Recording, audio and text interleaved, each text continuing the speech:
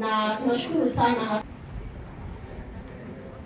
Kabla sijasema yale goodies for the girls, you will be given on behalf of our Vice Chancellor hapa kwangu.